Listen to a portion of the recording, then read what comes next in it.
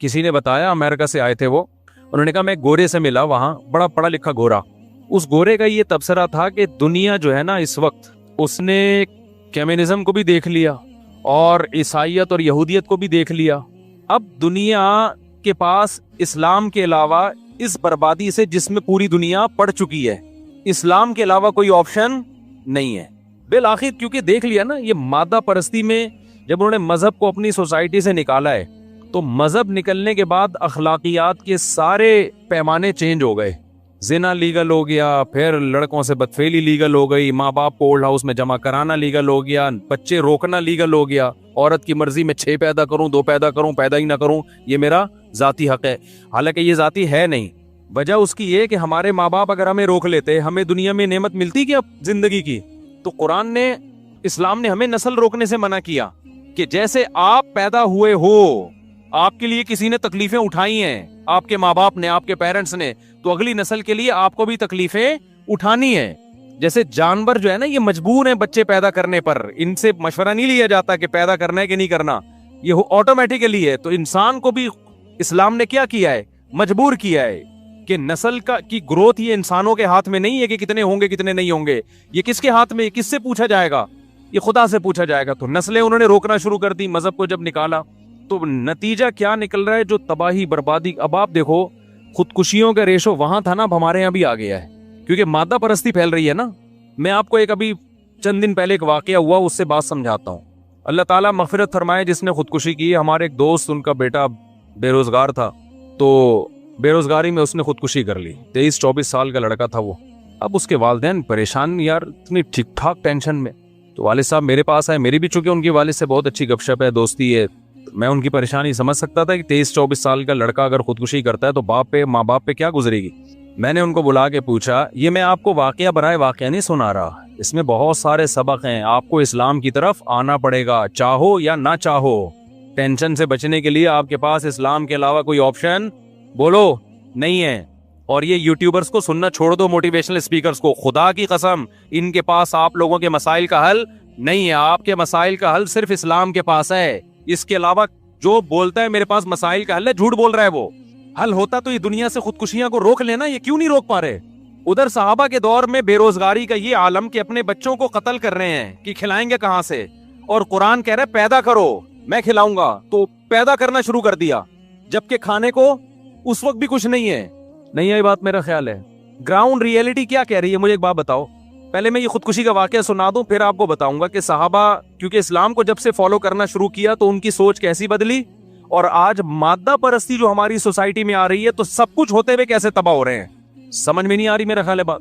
تو کیا ہوا ان بیچاروں کے, وہ جو بیٹا تھا وہ 23-24 سال کا لڑکا, ابھی یہ 1.5-2 ہفتے پرانی بات ہے. میں نے شاید رمضان میں دعا بھی کروائی تھی آخری عشرے میں ان کے والدین کے لیے.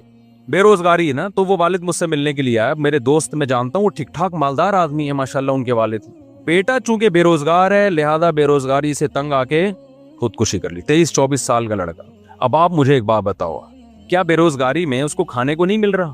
انہوں نے بتایا کہ صبح سحری کر کے وہ لیٹا ہے اور زہر پی کے, یا کس طریقے سے, اب میں وہ نہیں بتاؤں گا, یا ایسا نہ کوئی جا کے کہ اچھا یار اس طرح بھی ہوتا ہے. اب لوگ باتیں کر رہے ہیں, ہائے بے روزگاری اتنی بڑھ گئی ہے, ہائے خودکشیاں ہو رہی ہیں, ہائے یہ ہو رہا ہے. ابے بھائی بے روزگاری بڑھ گئی ہے, تو سحری کھا کے گیا ہے نا, اس کا مطلب کھانے کو مل رہا ہے, شام کو افطاری بھی کی ہے, روزے بھی چل رہے ہیں. تو یہ جو روزے چل رہے ہیں یہ رسمی ہیں, یہ اس کا مطلب دین اندر داخل نہیں ہوا ہے. وہ روزہ بھی اس کو خودکشی سے نہیں روک رہا ہے, روزے کی حالت میں خودکشی ہو رہی ہے.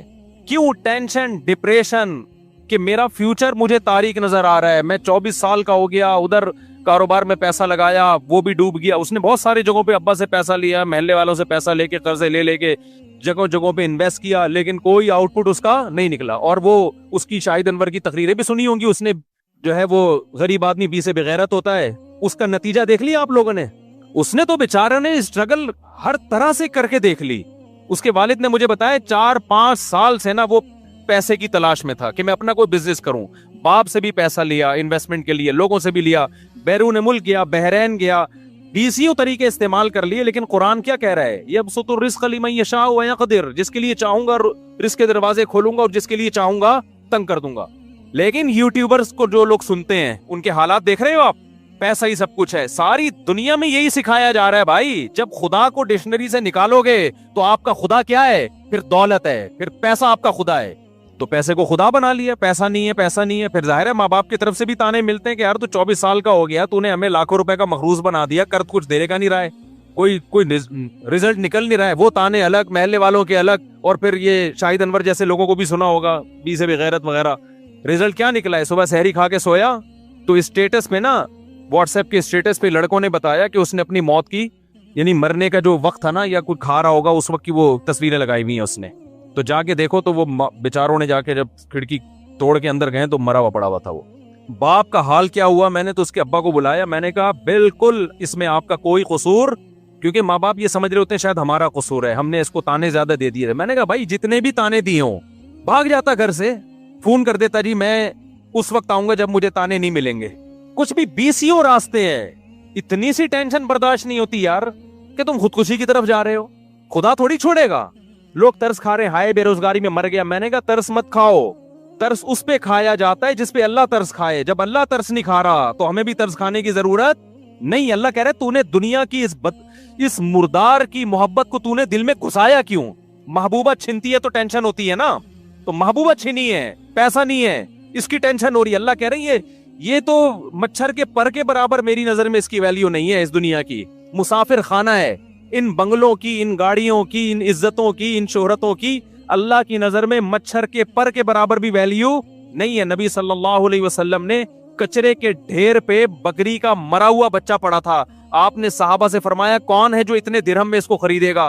صحابہ نے کہا یا رسول اللہ اس کو تو کوئی فری میں بھی نہیں لے گا, بدبودار مردار. آپ نے فرمایا اللہ کی نظر میں اس دنیا کی ویلیو اس سے بھی کم ہے جس کے پیچھے جانے دے رہے ہیں لوگ. کیا یہ نہیں پتا تھا کہ یار یہ مسافر خانہ ہے اور آپ کو کھانا پینا تو مل رہا ہے نا, شیلٹر تو ملا ہوا ہے گھر میں, بڑے آرام سے جا کے کیا ہو جاتی ہیں ساری زندگی کے لیے ماں باپ کو ایک عذاب میں ڈال دیا. وہ ایک الگ ڈپریشن میں آ رہے ہیں کہ یار ہماری وجہ سے ہم نے تانا دیا تھا. ماں باپ کو بھی چاہیے تانے نہ دیا کریں. میں اس کے حق میں نہیں ہوں, بیٹا کما کے دے رہا ہے ٹھیک ہے, نہیں ہے کوئی بات نہیں, جب تک ہم بیٹا کھلا سکتے ہیں کھلائیں گے, جب تجھے مل جائے تو کر لینا. سالے بچے پالتے ہی اس لیے, پیدا اس لیے کرتے ہیں کہ نوٹ چھاپ کے دے گا ہمیں یہ. ابے یہ فیملی پلاننگ والوں کے جو سائیڈ افیکٹ ہے نا, خدا کی قسم کہاں گئے ہیں. میں جو اس کے خلاف اتنا بولتا ہوں نا, مجھے فیملی پلاننگ والوں سے کوئی ذاتی بغض نہیں ہے کہ میرا قرضہ لے کے مجھ سے قرضہ لے کے پی گئے ہیں. یہ جو نسل روکنے کا جو فلسفہ ہے نا, اس کو سمجھو. جب 2 بچے ہی اچھے کا نعرہ لگایا جاتا ہے تو اس کا مطلب پتہ ہے کیا ہوتا ہے؟ 2 اچھا کھائیں گے, ان پہ انویسٹمنٹ کم ہوگی, لہذا انویسٹمنٹ کم ہے, آؤٹ پٹ کیا ہے؟ زیادہ ہے. تو جب بچے زیادہ ہو گئے, ان کے تو زیادہ بچے بھی نہیں ہیں بیچاروں کے, جب بچے زیادہ ہو گئے یا یہ کہ وہ کما کے نہیں دے رہا, تو ماں باپ کا تو بچوں پیدا کرنے سے جو مقصد تھا وہ کیا ہو گیا؟ فوت. تو وہ بچہ عذاب بن جاتا ہے ان کے لیے.